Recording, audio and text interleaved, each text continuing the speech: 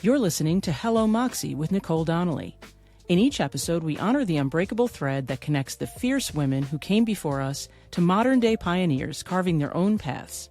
We'll share stories of unforgettable heroines, celebrate their courage, and bring to light the lasting impact they've had across generations.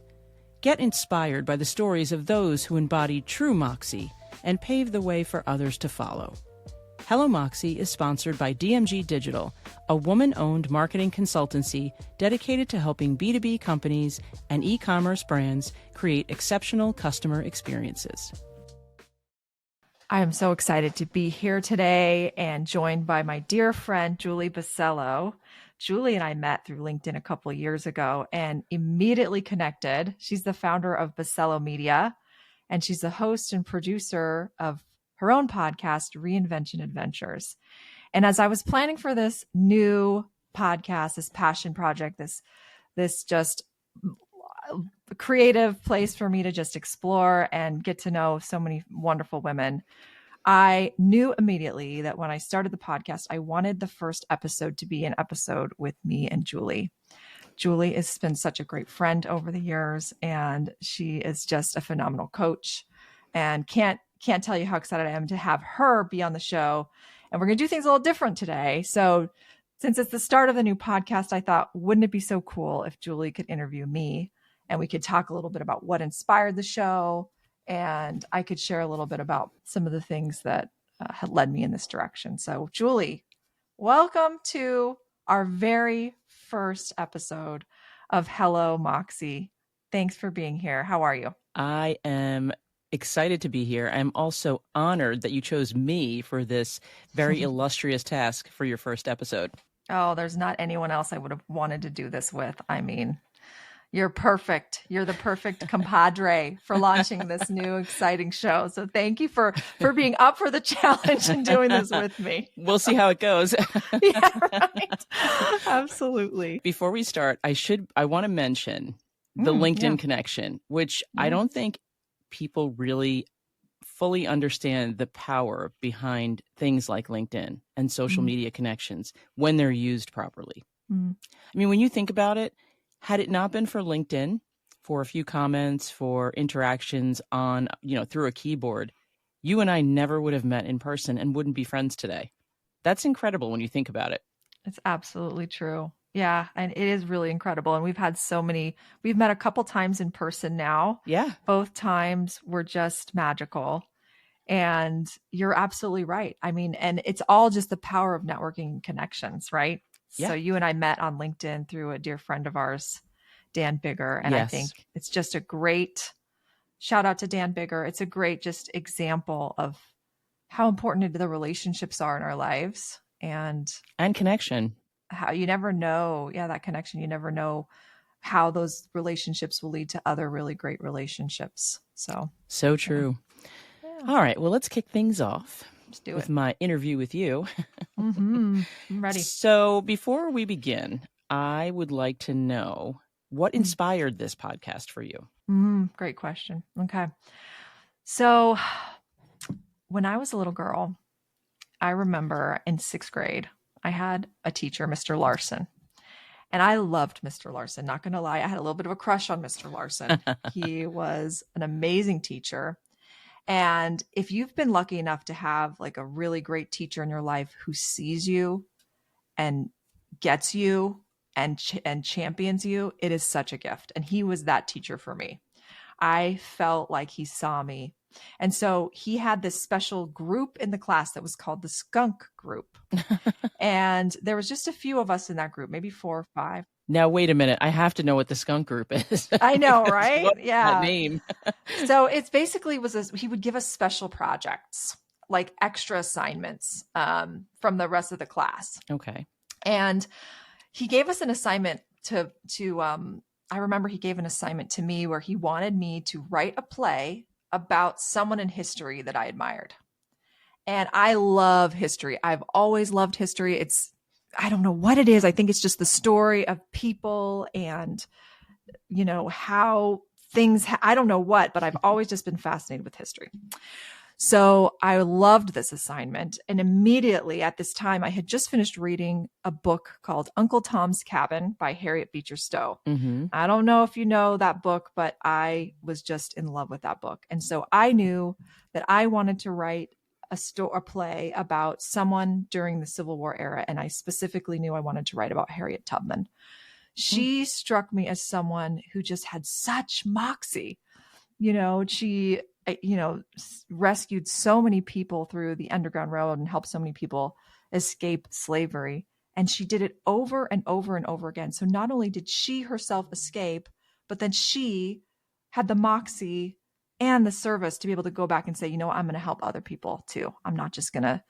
And I think I just admired that so much. So anyways, I had to write this play about Harriet Tubman and then perform it in front of the school board meeting. Oh my God, perform it too? You had to write it and perform it? And I had to write it and perform it. And it was a special school board meeting where all of the people from the school district teachers and everybody came in the evening, and I had to go in the evening and share this play.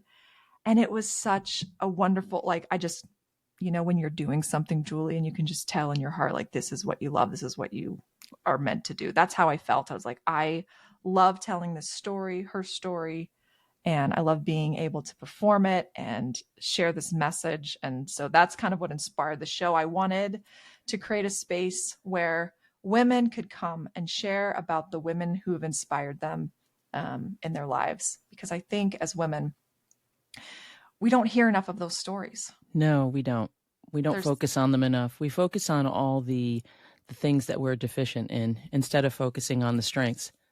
Yes, exactly. And I think it gives honor to the women who came before us to take time to remember, to stop and remember, the sacrifices that they made, the difficult decisions they made, the challenges that they had to endure in order for us to be where we are now as women. Heck, we both own our own businesses. Yeah. Did you know before 1988, it wasn't possible for a woman to get a business loan without a man signing on it? Wow. 1988? 1988. In our lifetime, that wasn't a possibility. That's crazy. Right? And now here you and I we own our own successful businesses. And I think I just feel like we have to honor those women who came before us, who made it possible for us to be where we are today. And their stories give so much hope. And I think inspiration for the women that come after us as well. So that was my goal. Is I wanted this to be a celebratory place where we could bring those stories forward more and share them, because they're not shared enough. And I think that's great. I think it's really cool. Yeah. So for you, how do you define moxie? Ooh, yeah. So for me, moxie is just pure determination in the face of massive resistance, and deciding you're going to climb that wall no matter what, because that is what's true and congruent with who you are. And you're not going to let anything stop you. You're just going to go for it. And as you're climbing that wall, you're going to fall down. You're going to have to climb back up it again and try to get over. It's not going to be easy, but it's just this idea of you're just going to keep going for it. And you're not going to let those setbacks stop you from pressing forward and getting over that wall of resistance. So that's, to me, moxie is just like persistence and determination in the face of massive resistance, and choosing to say yes to yourself when everyone else is saying no. So moxie to you is juxtaposed with resistance. Mm-hmm. Yeah. Because sometimes moxie is just drive or something impactful. Interesting. It's not necessarily, in my mind, I'm saying. I think everyone views moxie differently, which is interesting too, because I'm sure there's a standard definition in the dictionary for what moxie is. And yet each woman that you probably speak to will come up with something different about what moxie means to them. Exactly. Yep. So tell me a story about a time when you embodied moxie and what it was like for you. Ooh. Okay. So I'll tell you a story about, this is a story that happened last year, actually. So fairly recently, I got a phone call one day from a partner of mine who owns an e-commerce agency. And he and I have worked together on several projects. His name is Noah Okenberg, and lovely, lovely gentleman.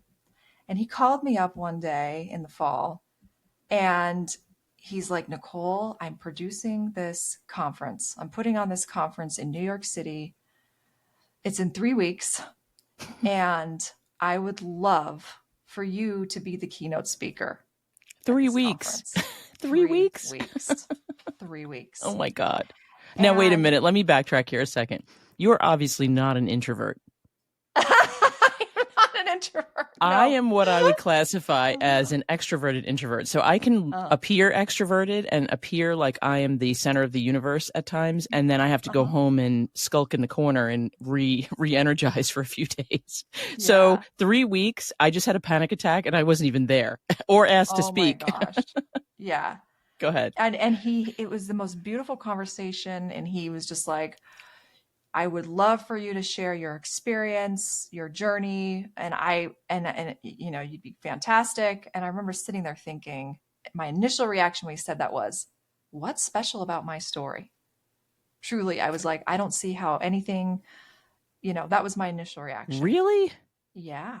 Shame on you. Isn't that interesting about women, how we think that? It is interesting and very common. Yeah. And I remember thinking that, and he was telling me, he's like, you'd be fantastic. I'd love for you to come. And I sat and I processed it, and I was like, you know what, let me think about it. I need to think about it for a day.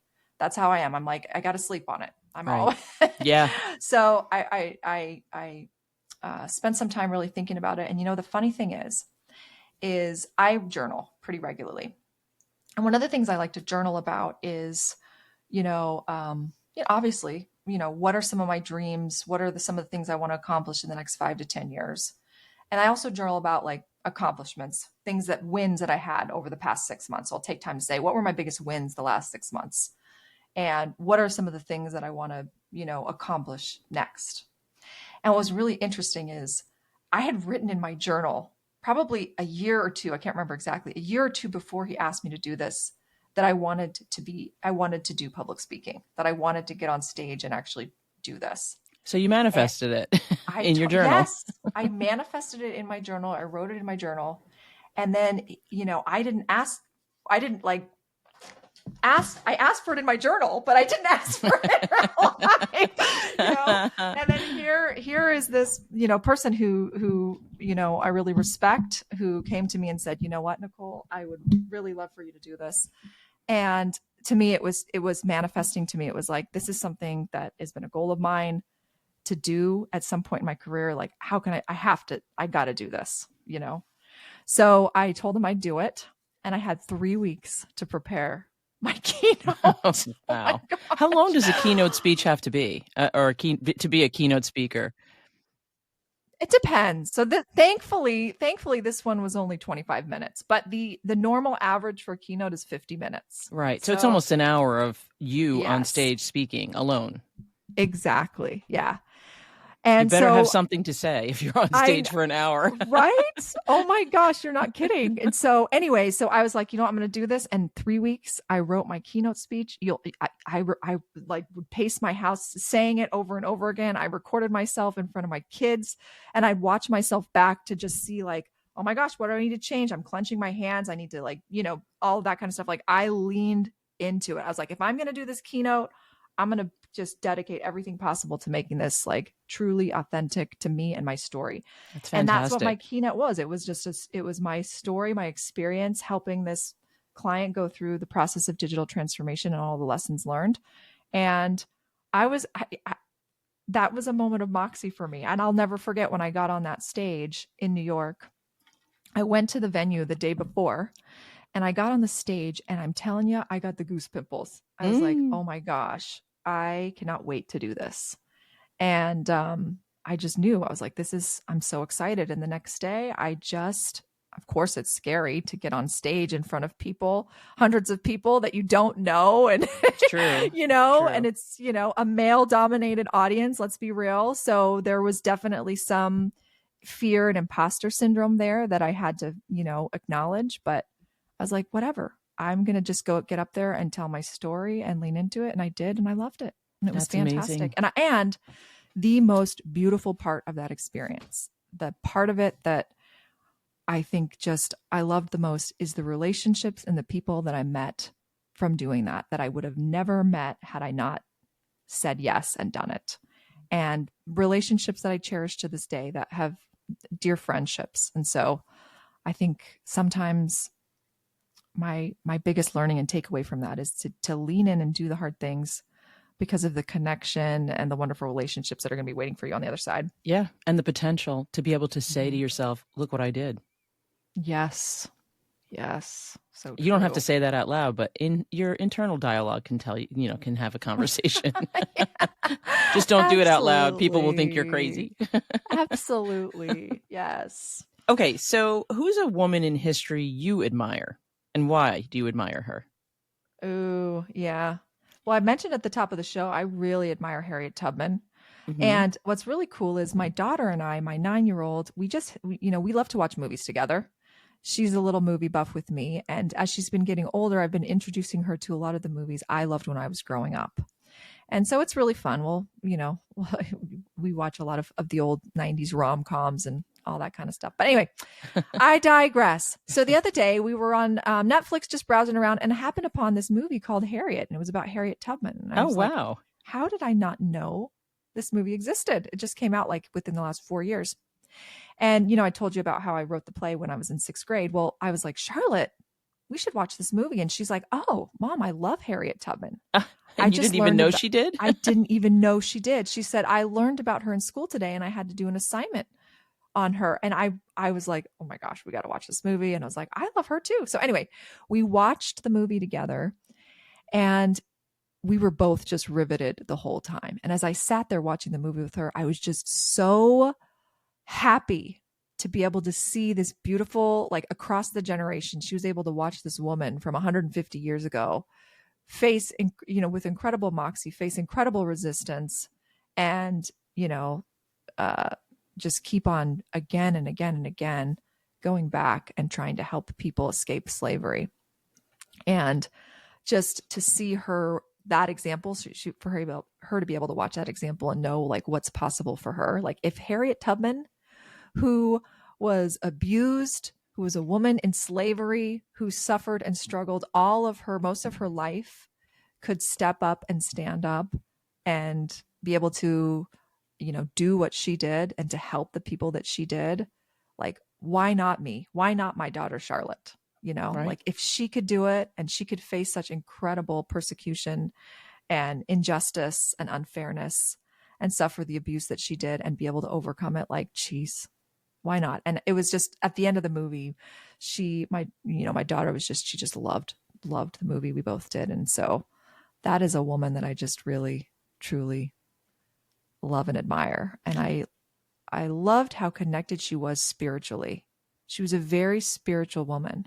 She had a very close connection to God. And I really admire that about her. Like it's like she had this spiritual ability, I don't know, to be able to just this intuition within her. She had this discernment within her to know where she needed to go, how she needed to get there, and who she needed to ask to help. And anyway, I think that that's a really powerful gift that she had that we as women can tap into, is that internal intuition and discernment. And whether or not you're religious or not, that ability to connect with the higher power, the universe, or whatever it is, to find your way forward. And to know your purpose. I think she knew her purpose. I think it really boils down to knowing what it is you should be doing and then doing it and not letting the odds stack against you. She had all of these odds stacked against her. And as you said, she did it anyway. So what excuse do we have in modern times, really, when you think about it, other than getting in our own way often? You said it's so true. I mean, I really, truly believe that we are the ones that hold ourselves back more than anybody else. I'm going to give a little sneak preview to one of the episodes, but one of the guests on the episodes that I just interviewed shared something so beautifully about that the world, there's going to be plenty of people in the world who are going to tell you no. So don't be the one to tell yourself no. That's And very true. I love that. So. The other thing that comes up a lot with women is we all think that it's been done before, so why should we do it? No one wants us to do it. And I'm a big believer that sometimes things need to be heard in your voice. Oh, that's really true and beautiful. Because, you know, I mean, we're all different, and I can say one thing, it can be presented a completely different way, but saying the same thing you could say the same thing, and then, you know, somebody else hears it from you and absorbs it better from your voice or better from mine. That's how the world connects. Absolutely. Yep. Very true. Yeah, I was just talking with a friend of mine this morning about here I go. The tangent. It's all good. Oh my gosh. I was just talking with a friend of mine this morning about that, and she shared something about how when you apply knowledge from your own experience, that equals wisdom. And to your point, like every person has their own individual experience that they can apply knowledge to. So that wisdom is going to look and feel different depending on who it is. Yes. So an original idea, if you and I both produced a podcast called, not that it would be called the same thing, but say we both produced a podcast about Moxie, or we both produced a podcast about reinvention. Okay. Either way, we would both bring things that were unique to the table, even though we're talking about similar things. That's just the nature of, you know, human beings and how different we are, but also how connected we are. So true. Absolutely. So what future challenges do you anticipate happening in marketing? And what do you think women can do now to prepare for said challenges? So I think what is becoming very clear is that the pace of change is happening so rapidly now. Oh my God, isn't it though? It is so impossible to even predict or know what the change is going to look like. It's not even just the change, it's the pace of change. And especially as knowledge workers in marketing, we're knowledge workers. With what's happening with AI, it's very unsettling because we don't really know what the role of the knowledge worker truthfully and the creative is going to be in 5, 10, 15, 20 years. Or even if it's going to exist in 5, 10, 15 years. Exactly. That's a lot of people's concern. Exactly. Yeah. Do you find it interesting that, and just as a quick aside, do you find it interesting that AI basically has come for creatives first?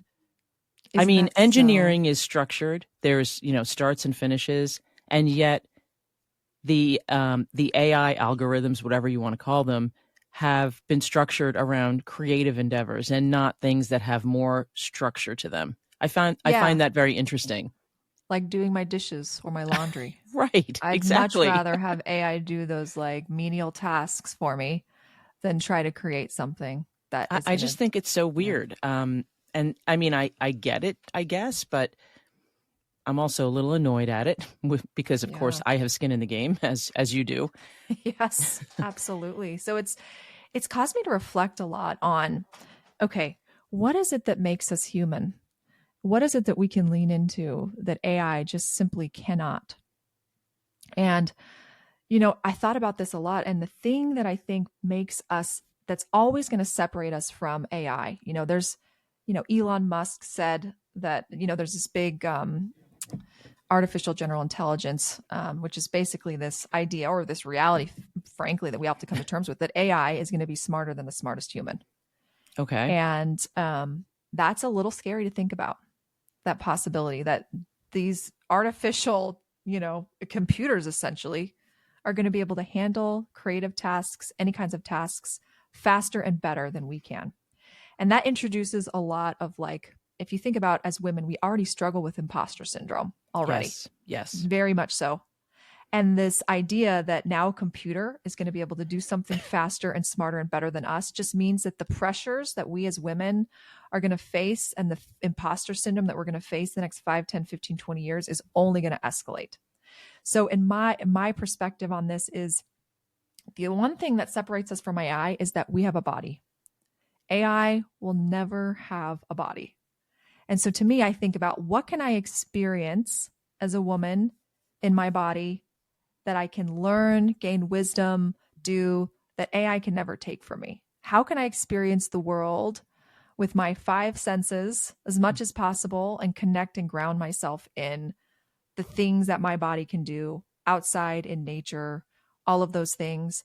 How can I create space and stillness that way and connect to the universe in a way that AI never can?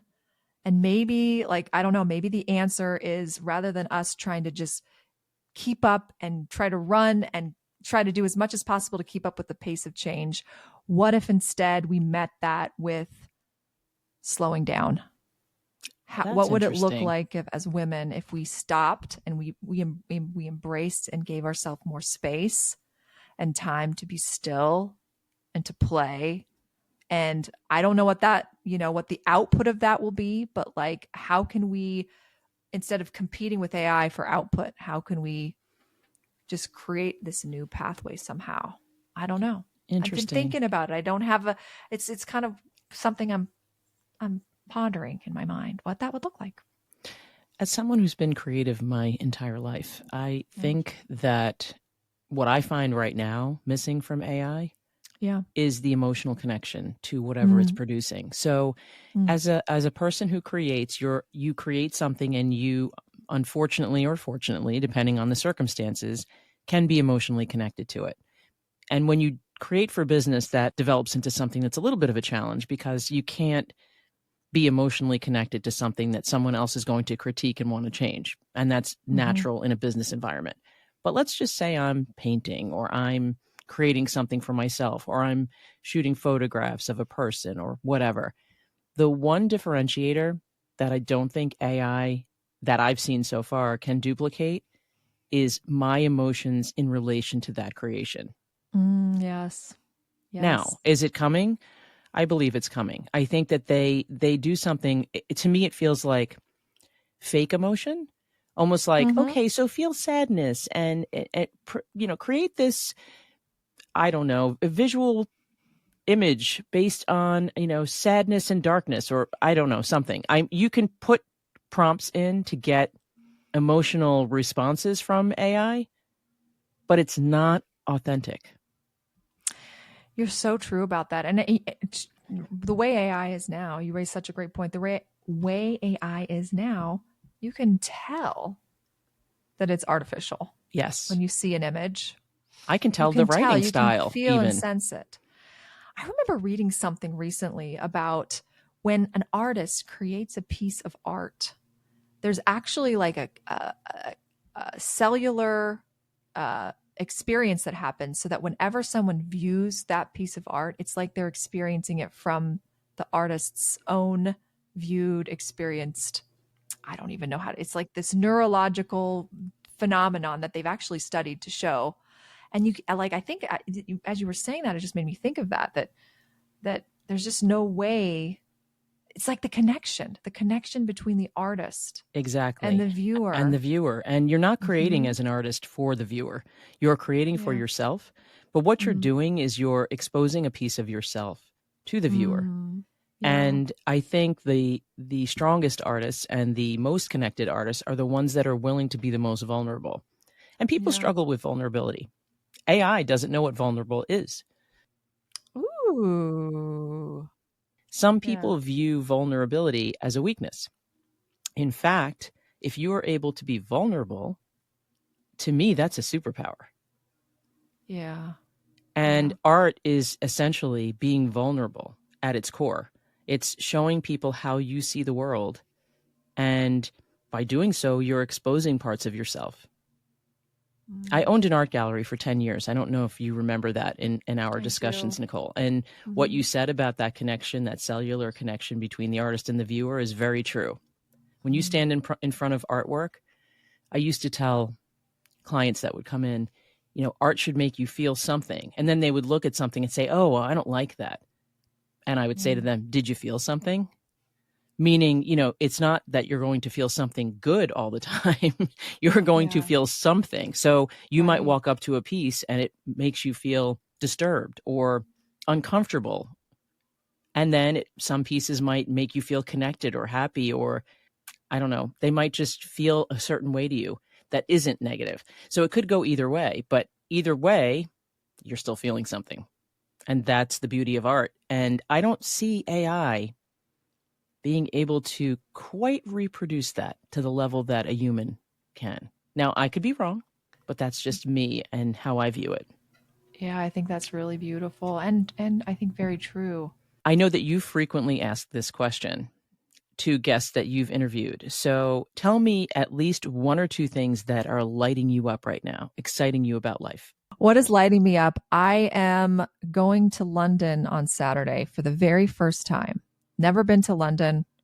And I am completely lit up that I get to go and experience that city. I've never lived in the city, but I love visiting beautiful cities. New York City is like my favorite city. Love big cities. So Me I'm too. lit up that I get to be in London. I'm going to be speaking at a conference and I'm doing what I love there, meeting with some amazing people and just getting to experience the city. And I'm going to spend some time after the conference just on my own for several days to just explore. And I'm lit up that I get to be in that wonderful place alone, just to connect with myself and to just experience some beautiful art and history and shopping and food, like all the things I love. So that's lighting me up. And then the other thing that's lighting me up that immediately comes to my mind is just my two daughters. They just light up my life. So like my youngest last night, I was putting her to bed. She's like, Mom, come here, come into my bed.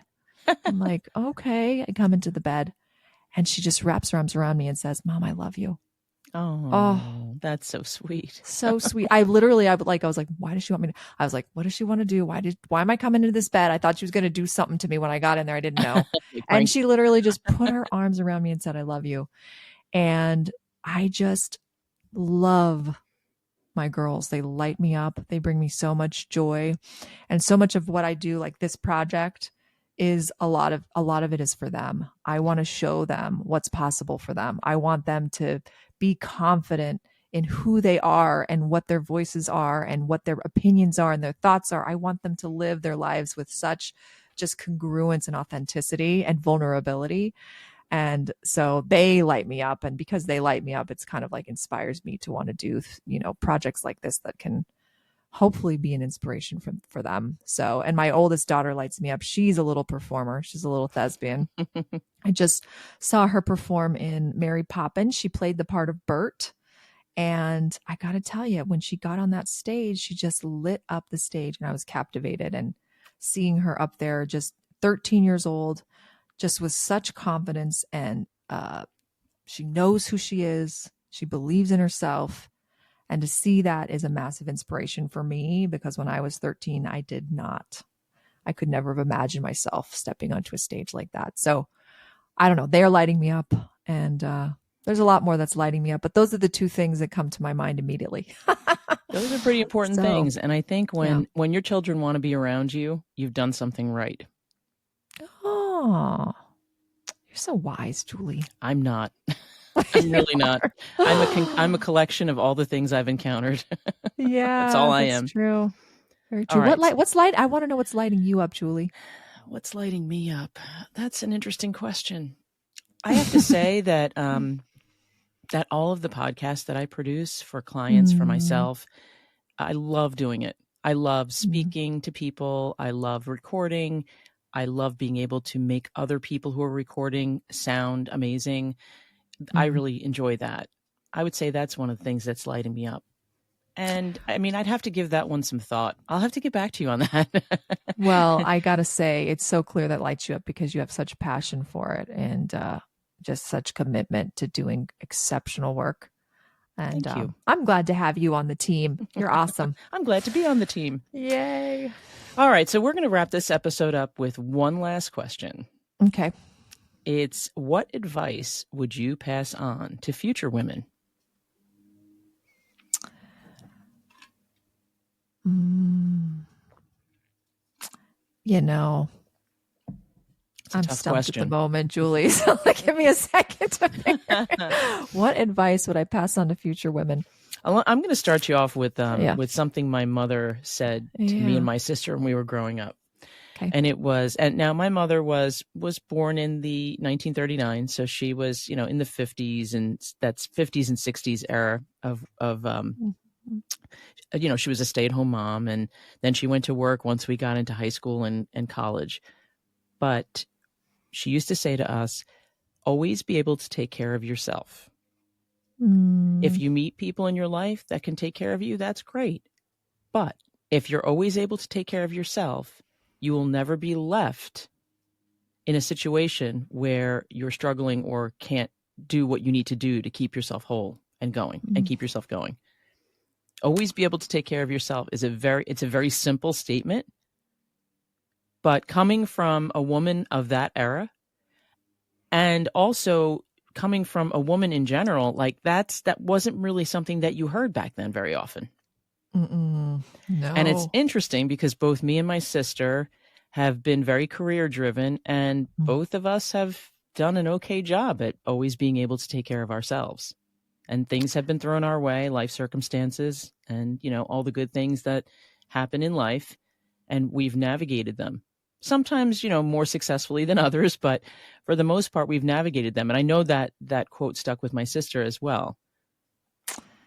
You definitely embody that. That's for sure. That's really cool. I think if I can think about the advice I'd give to women, your example really sums it up, is to remember and take the time to learn about the women who came before you.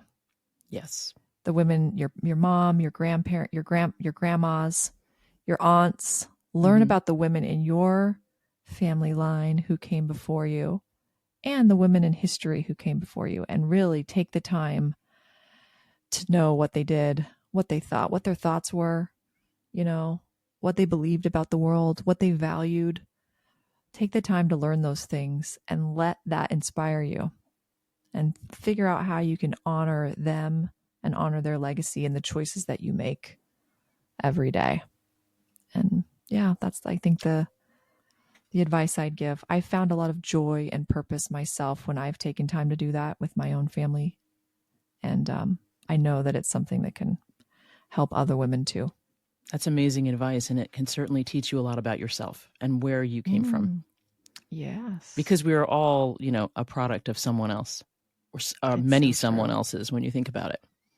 I know, it's really interesting to think about, like, our cells in our body are literally the combined intelligence of millennia of people. I know. It's so cool. So, wow, this is so fun, Julie. Thank you so much for having me on my own podcast. I was going to say thank you for having me, but I guess, we're a little flipped around right now in terms of our roles.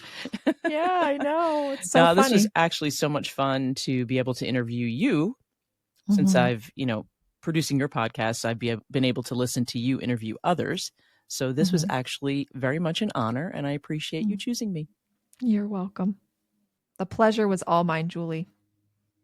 In today's episode, we learn about Harriet Tubman, a fearless freedom fighter who escaped slavery and dedicated her life to liberating others through the Underground Railroad. I fell in love with Harriet Tubman when I was 11 years old. She had the gift of discernment and was deeply intuitive. Born into bondage around 1820 in Maryland, she endured brutal abuse, including a traumatic head injury that caused lifelong seizures. Yet her indomitable spirit prevailed. Tubman made around 20 perilous trips to the South, rescuing over 300 enslaved people and guiding them to freedom in the North and Canada. A spy and nurse during the Civil War, she was a trailblazer who embodied courage, resilience, and an unwavering commitment to justice. I treasure the way she describes her profound experience upon finally reaching freedom after escaping slavery in 1849. I looked at my hands to see if I was the same person. There was such a glory over everything. The sun came up like gold through the trees, and I felt like I was in heaven. Harriet's life was one of purpose, of service, risk-taking, and fierce determination to overcome obstacles to reach freedom. If ever someone could embody Moxie, it was her. So my question for you is, as you join us on this journey of celebration, self-discovery, and empowerment, what are some of the freedoms you've experienced in your life? And how can you celebrate those freedoms? And what is one risk you can take to get to a higher level of freedom in your life? That's a wrap for today's episode of Hello Moxie. I hope you felt that unbreakable thread connecting you to the women of the past, to the trailblazing pioneers of today. Their stories of audacity, resilience, and courage are a powerful reminder of what's possible for you when you choose to live with Moxie.